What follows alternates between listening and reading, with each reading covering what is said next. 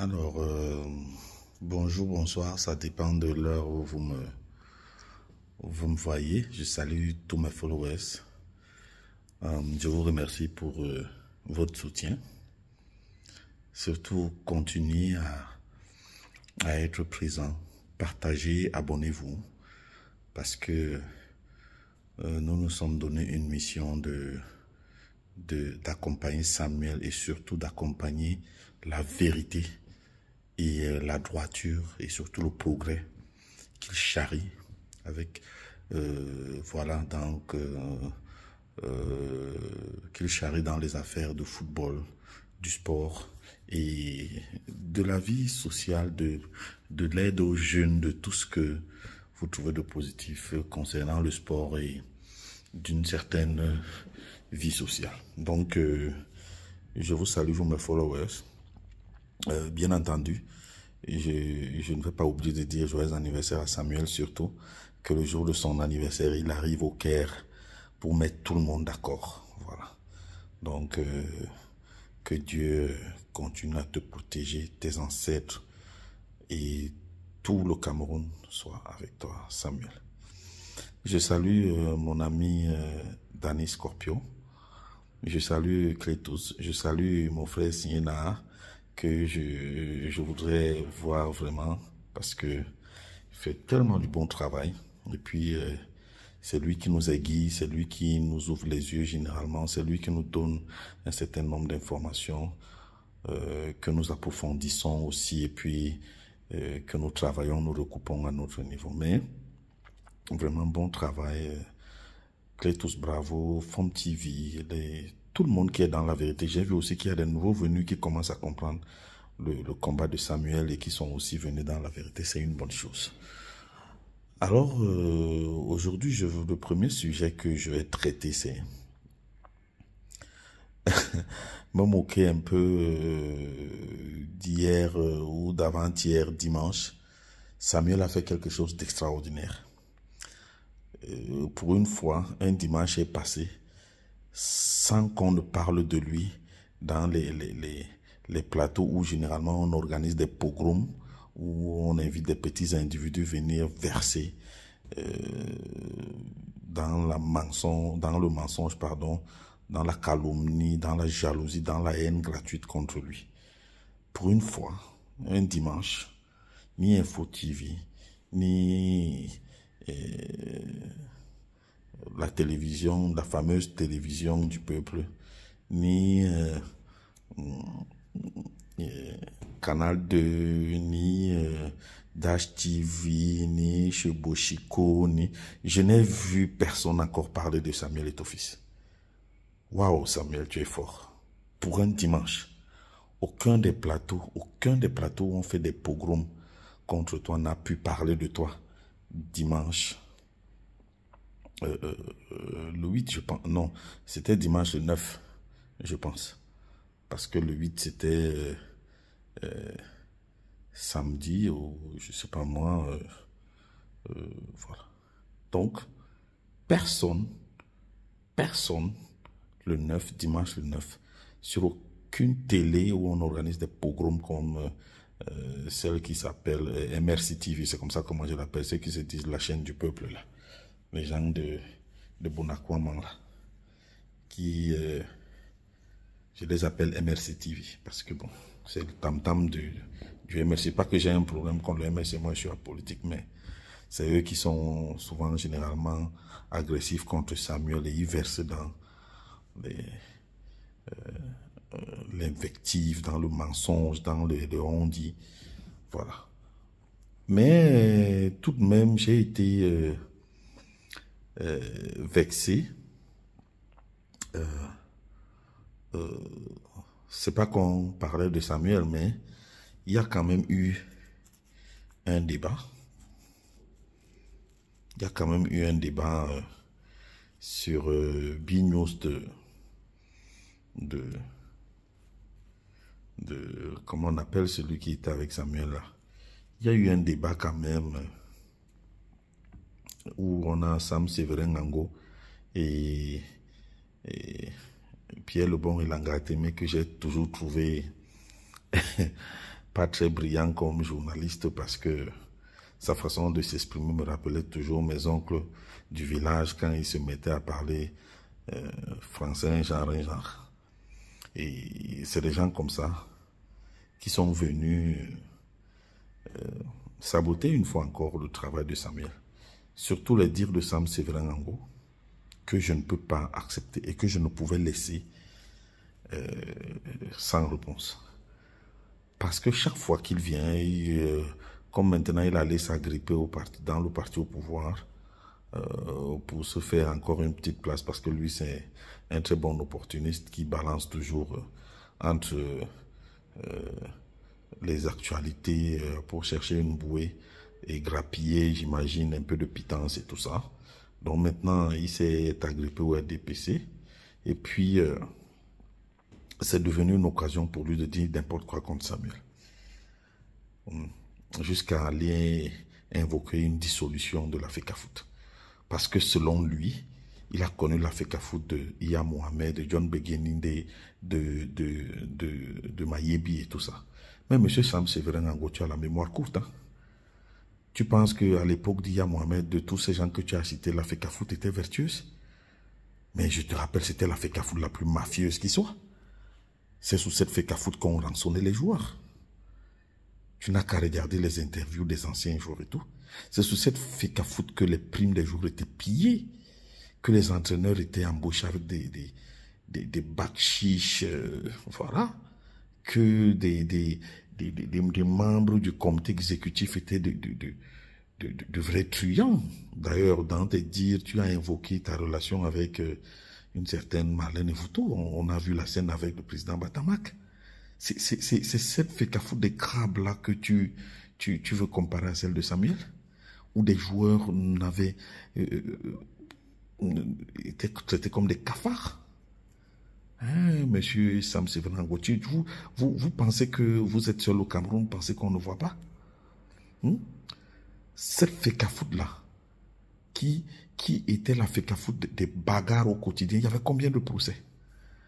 Hein? Ce n'est pas cette FECAFOOT qui était constamment en train de bagarrer contre la ligue professionnelle pour qu'elle ne puisse pas organiser, avec des antagonismes. Qu'est-ce qui fait en sorte que Mayebi a créé le premier syndicat? Hein?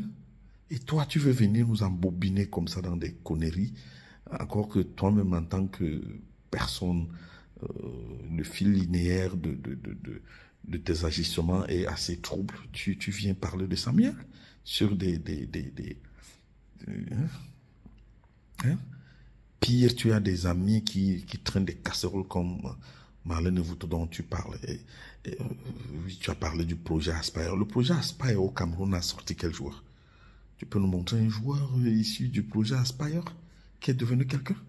Comme la fondation de Samuel Eto'o a fait sortir là où Nana, tout ce monde dont vous vous agrippez derrière aujourd'hui pour faire des intrigues. Mais il faut arrêter. Vous pouvez comparer la gestion actuelle de Samuel à quelle FECAFOOT?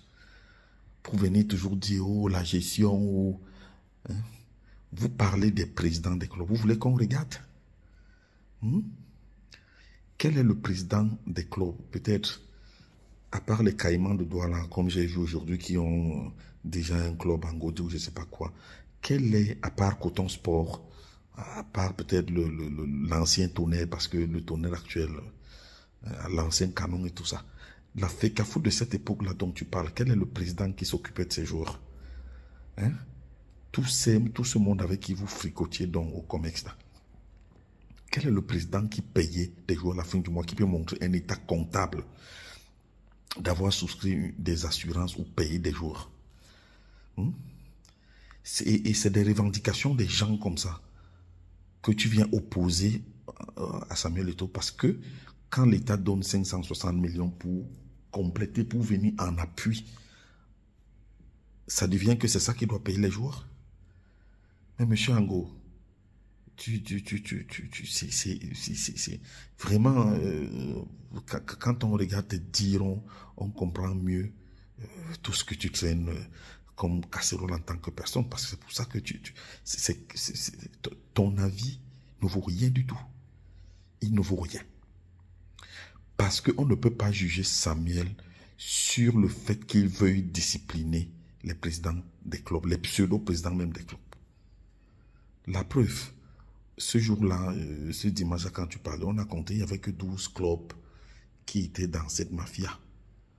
Qui sont et alors, donc, c'est parce que les gens ne peuvent pas faire. D'ailleurs, le grand coach Jean-Paul Lacaux nous l'a dit. Vous pensez qu'un président de club va faire un club pour attendre les 560 millions de subventions et ce que le sponsor va donner? Vous pensez qu'un club, quand un président dit qu'il est président d'un club, il attend la subvention de l'État ou d'hypothétiques ressources issues des contrats de publicité que négocie la FECAFOOT? Avant Samuel Eto'o, votre FECAFOOT dont tu parles là, des Marlène Ewuto, des Beginning, des Mayebi, des Ya Mohamed, vous avez négocié quel sponsoring? Vous avez négocié quel sponsoring? Vous faisiez quelle communication? Qui savait ce qui se passait? Alors, parce que des pseudo-présidents de clubs ne veulent pas prendre leurs responsabilités. Ils veulent faire des clubs sans moyens, sans organisation, sans structuration, sans rien. Ils veulent exploiter les enfants des gens pour se faire de l'argent, comme certains, dont je préfère taire le nom. Et quand Eto'o veut les discipliner pour leur apprendre ce que c'est que le vrai professionnalisme, c'est-à-dire que quand on doit se dire président de club, quand on a créé une structure normale, c'est-à-dire qu'une structure qui a tout qui est structuré, une structure qui a tous les éléments d'une entreprise moderne, comme doit être un club. Quel est le président de et quand Eto'o veut leur apprendre comment on structure un club, comment on fait pour faire vivre des joueurs, comment on fait pour entretenir les joueurs, ça devient que Eto'o est un bandit, Non, monsieur. Ce sont tes amis, les présidents des clubs là, qui sont des bandits. Voilà. Parce que ils ne font pas ce qu'ils doivent faire. Ils ne font pas ce qu'ils doivent faire. Ils ne se constituent pas en de vraies entreprises de gestion des entités de football. Non. C'est des gangsters qui créent des structures juste pour parasiter, pour truander, pour exploiter des enfants, pour voilà. Et Samuel Eto'o l'a compris, c'est pour ça qu'il met donc des verrous et qu'il exige des preuves de bonne gestion. Et le faire, ce n'est pas ça qui est la mauvaise gestion, monsieur. C'est plutôt ça qui est la bonne gestion. Si on demande à quelqu'un de montrer d'abord la preuve qu'il paye des salaires aux gens pour qu'on lui donne maintenant ce qui vient en appui, ce n'est pas ça la mauvaise gestion, c'est plutôt la bonne gestion, monsieur Sam, c'est vrai encore. Donc c'est de mentir les gens. C'est de mentir les gens. Samuel Eto'o est l'antibiotique qui va éliminer la vermine qu'il y a dans le football camerounais. Je suis désolé. Voilà. Voilà. Retiens ce que j'ai dit là. Je dis Samuel Eto'o est l'antibiotique contre la vermine qui gangrène le football camerounais. Que ça vous plaise ou non. Et d'ailleurs, quand on élague la vermine, il y a toujours des cris. Ça fait toujours mal aux malades. Voilà.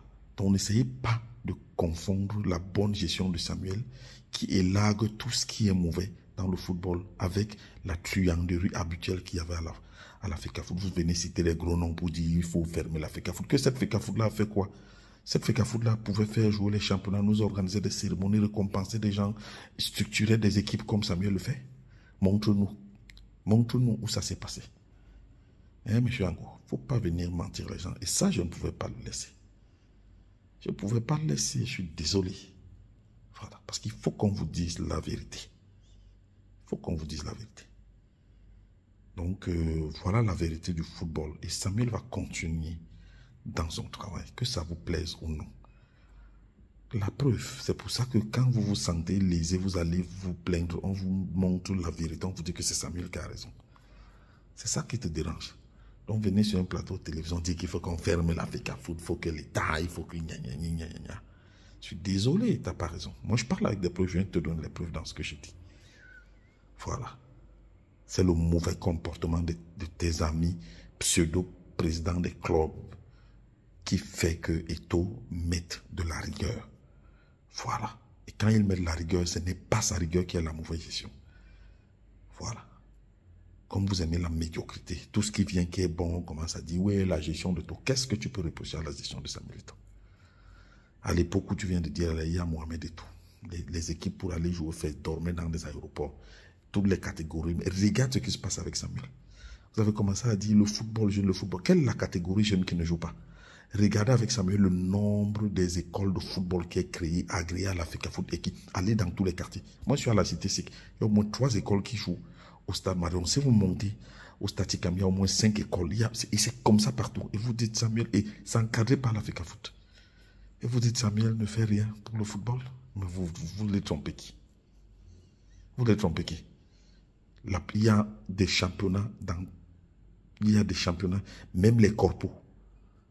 Il y a des championnats dans des catégories. Vous pensez qu'on prend ces jeunes joueurs on les prend d'où? Tout le monde connaît souvent les tournois de pré-saison qu'il y a à Douala, à Yaoundé, où on fait jouer des jeunes. Tout le monde voit. Vous nous dites que Samuel n'aime pas le football jeune. Mais arrêtez de raconter des balivernes. Ce n'est pas l'Africa Foot qui organise ce tournoi, mais l'Africa Foot est l'Africa Foot suit ce tournoi, puisque vous allez voir des arbitres, vous allez voir, tout est encadré par l'Africa Foot. Moi, je regarde souvent ça ici au Stade Ticam à Douala. Vous mentez les gens. Samuel ne fait pas ci, il ne fait pas ça. Et regardez comment les équipes de petites catégories performent à travers le monde. Donc vraiment, arrêtez votre mensonge contre Samuel. Voilà. Vous avez dit qu'il ne sera pas au combat. Il est au Caire. J'ai vu les cools qui écrivent des bêtises sur Internet dans des minables sites. Comme quoi, oui, la décision reste. Monsieur, ce n'est plus une discussion. Il sera au COMEX. Voilà. Merci à vous, mes followers, et bonne soirée.